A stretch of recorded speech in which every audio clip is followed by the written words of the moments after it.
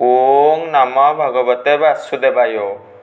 भक्त सरल आध्यात्मिक चैनल को मोर प्रिय भाई भौणी मानू गुरुजन मानू अनंत कोटि प्रणाम जणाई मु श्री भक्त वत्सल प्रधान आज आपण मानक पई सुंदर साधु महात्मा को ऊपर कहानीटे रही आसतु जानिबा। जड़े सिद्धिप्राप्त मुनि रही बनरे कुड़िया करी अति आनंद रे समय अतिबाहित करुथिले, शाकाहार भोजन करुथिले। सेही अंचल रे अनेक जीवजंतु रहुथिले,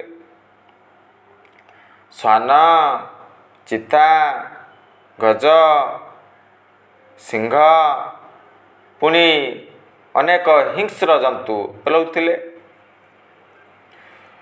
थरे गोटे कुकुर साधु महात्मा को निकट को पहुँची गले, भयभीत अवस्था पहुँची गले। महात्मा को प्रार्थना कले, मो पछरे चिताबाघ गुड़ौची बध करने चेष्टा करुच्ची, मते निश्चित भाव में बध कर मोर मांस को भक्षण कर।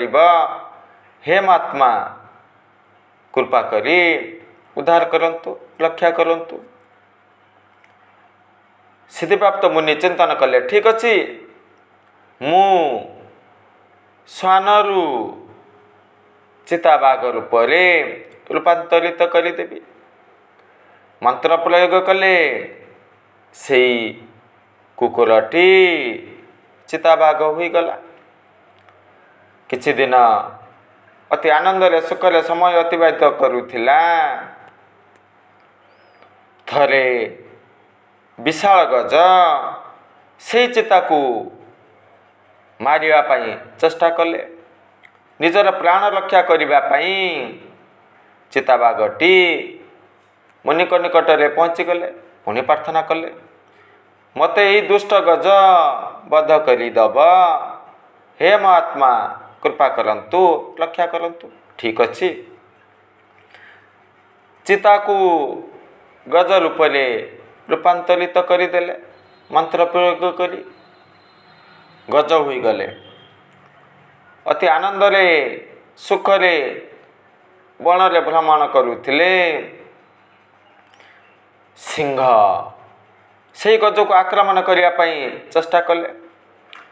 से गज प्राण रक्षा करने महात्मा को निकट में पहुँची गले, प्रार्थना कले, ए सिंह मते निश्चित भाव में बध करदब, हत्या करदब। हे महात्मा कृपा करंतु। ठीक अच्छी तुमको सिंह रूप रूपांतरित करदेवी। से कुकुरटी चिताबाघ है, गज है, शेष सिंह हो गला। से बन रे गोटे सिंह रहुला, पशुराज सिंह ना। पुणी महात्मा आउ गोटे सिंह सृष्टि करदेले। महात्मांकर सिंह पुणी बनरे रहुथिबा प्रकृत सिंह मिलन घटिला, साक्षात है, कथोपकथन है। मते महात्मा सिंह रूप रूपांतरित करिसंती। आपण एई बनरे राजा रहिसंती, गोटे बनरे दुई जण सिंह रहिसंती। ठीक अच्छी आम मानक मध्य मित्रता स्थापन करिबा। वन रे रहउथिबा सिंह राजी हुई गले। पुणी दुई नंबर सिंहटी सुंदर भाव में कहते, हे मित्र आसंता काली से महात्मा को भक्षण करदबा। बध करदेबा हत्या करदेबा मारिदेबा नचेत मो परी अनेक सिंह सृष्टि करदेबा। अनेक सिंह सृष्टि हेले असुविधा घटिब परस्पर मध्य कलह प्रक्रिया आरंभ हो। मो मतरे से महात्मा को बध करदेबा। वन रे रहुथिबा सिंहटी शुणिले सुंदर भाव में कहते हाँ बुझी विचारी कार्य करने उचित ठीक अच्छी संगे संगे बध करने उचित नुह हत्या करने उचित नुह मारिदेवा ठीक नुह। आसंता काली किछि समय अतिबाहित करू तापरे बध करबा काईकि से द्वितीय सिंहटी अतिमात्रा व्यस्त होते यथाशीघ्र महात्मा मृत्युवरण करंतु। प्रथम सिंहटी चिंतन करुथिले अरे जो महात्मा श्वान ऋषिंग रूप से रूपांतरित करदेला से सिंहटी दयार पात्र एड़े कृतघ्न महात्मा को बध करने चिंतन करुचंती। समय मागिले कौन पाई महात्मा को साक्षात करिवे प्रकृत कथा कहिबे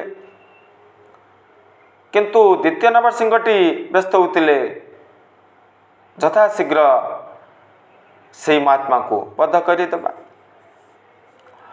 इतिमध्य कौन घटिला द्वितीय नंबर सिंहटी आनंद रे वन रे भ्रमण करुले।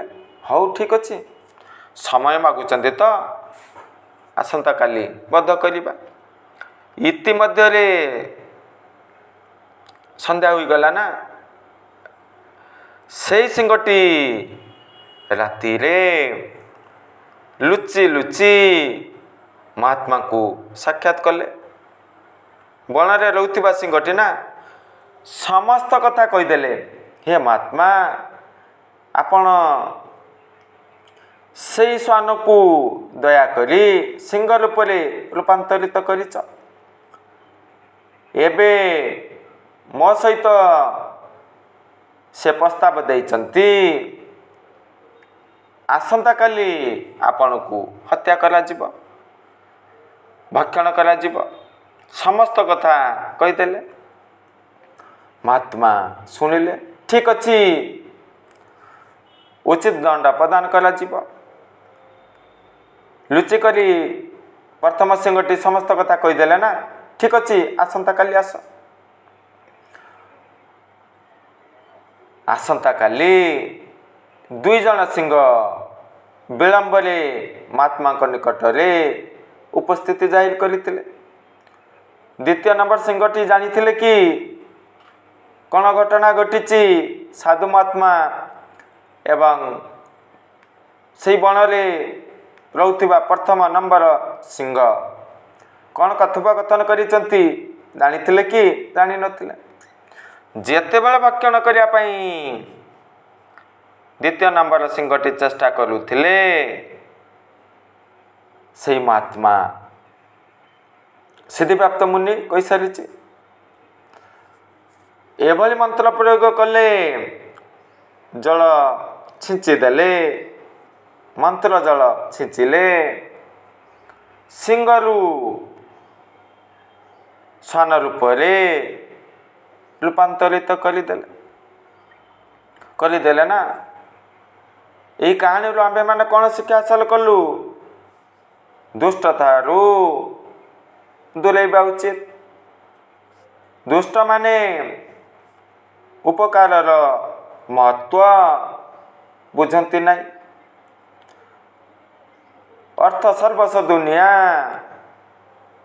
स्वार्थ सर्वस्व दुनिया उपरे बुड़ी रहती निजर स्वार्थ पाई किछि भी करि पारंती। सुंदर भाव में ओडिया भागवत जगन्नाथ दास गोटे पद रचना करिसंती सर्परे जात कलु मते स्वभाव छाड़बी के मनते। वास्तव ये तो थिला श्वान ना कुकुर थिला ना तार प्रकृति को छाड़ब कि छाड़ी नथिला दंड पाइला पुनर्बार कुकुर जोनी हासिल करिथिला। एई सब शिक्षा हासिल कलु। जय जगन्नाथ।